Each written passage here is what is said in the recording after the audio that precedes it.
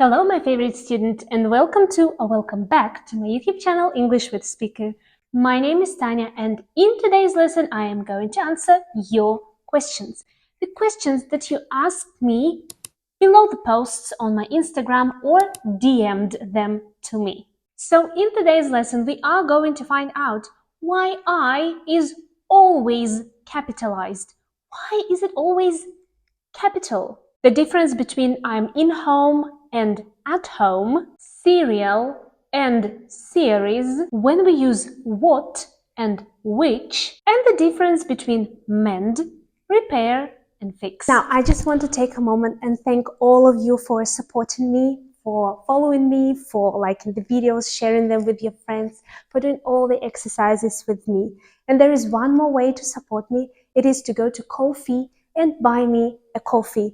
I will leave the link here in the description box, and if you feel like buying me a coffee, you can do so. You can do it for as little or as much as you wish. I appreciate every way you support me. Thank you so much. So the first one, why is I capitalized? And to cut it short, nobody knows. While doing my research, I faced so many theories that this one video will not be enough.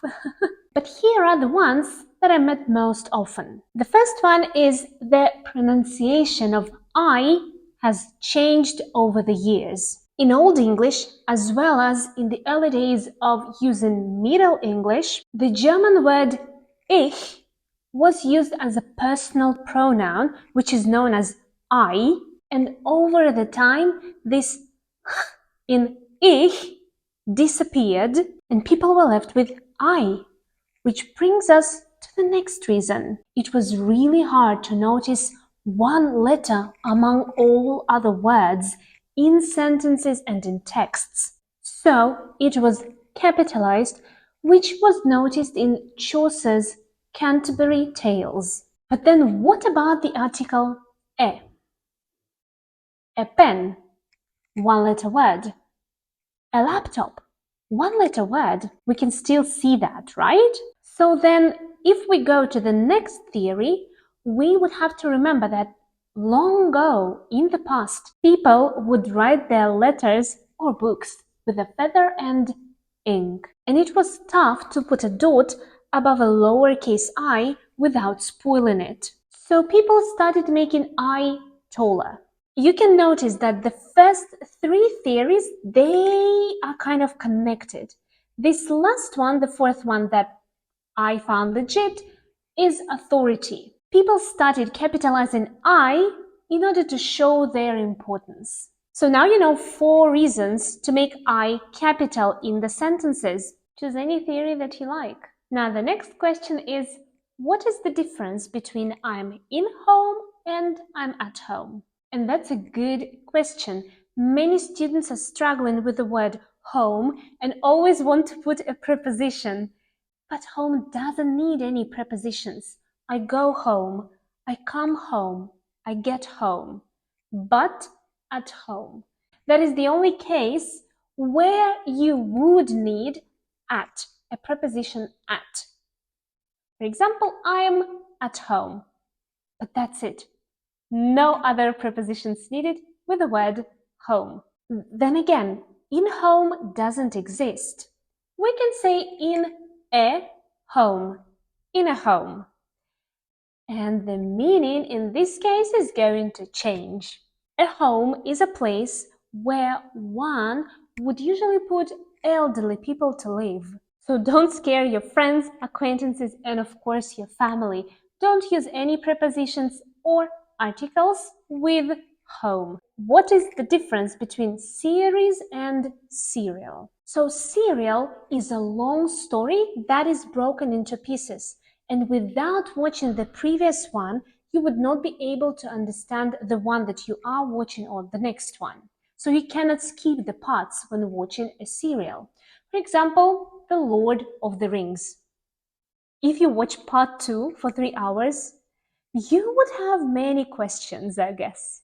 Series, on the other hand, is a story about the same characters and in the same universe, but different things happen to them.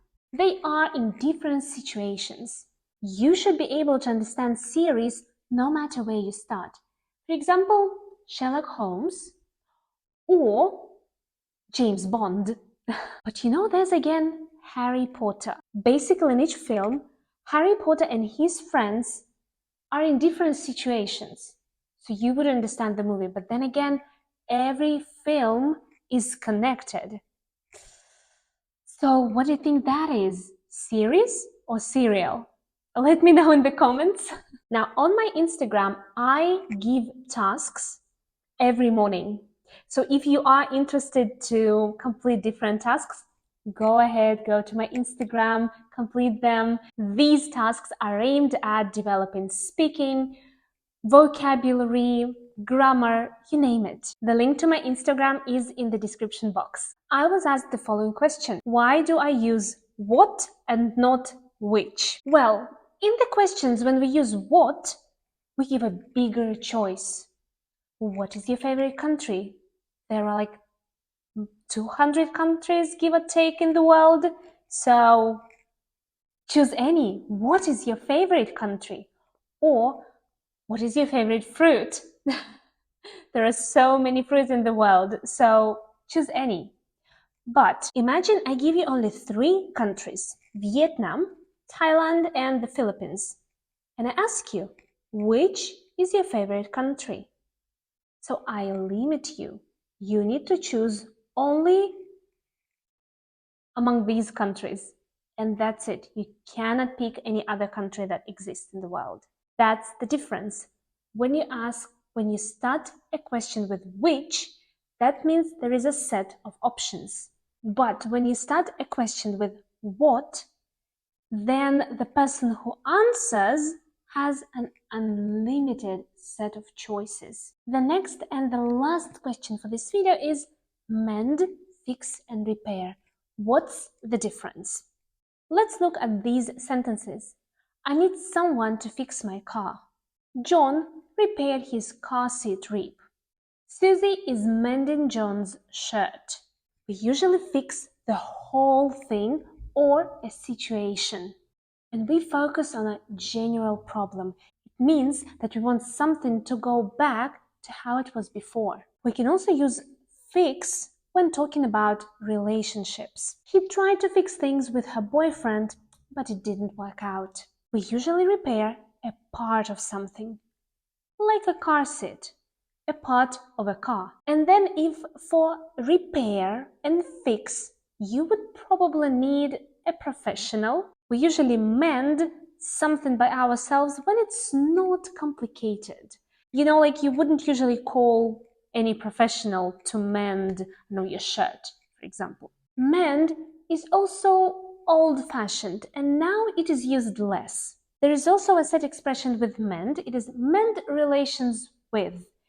And it is a formal set expression, and we use it when talking about politics. For example, the diplomat was sent to mend relations between 2 countries. Well, and that's it for today. I hope you found answers to some of your questions, and if you liked this video and if you want more lessons like that, please let me know in the comments, or better, you can already below this video ask your question and I will answer it. But for now, thank you for being here with me today.